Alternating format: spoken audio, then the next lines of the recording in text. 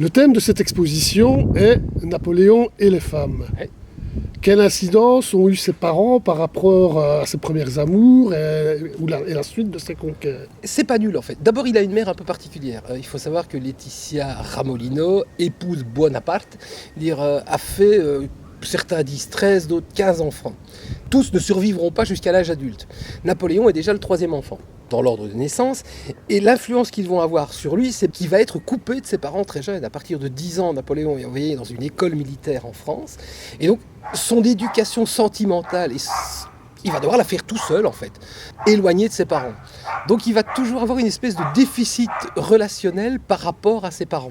Et ça va rejaillir notamment sur la vision qu'il a des femmes et de sa mère en particulier, puisque il va toujours avoir une image d'une femme entre guillemets parfaite, une génitrice qui ne se mêle pas de politique. Alors que sa mère a toujours été relativement impliquée dans la politique, et notamment dans la politique de la Corse, puisqu'elle a quand même fait le coup de fusil aux côtés de son mari au moment de la révolte corse.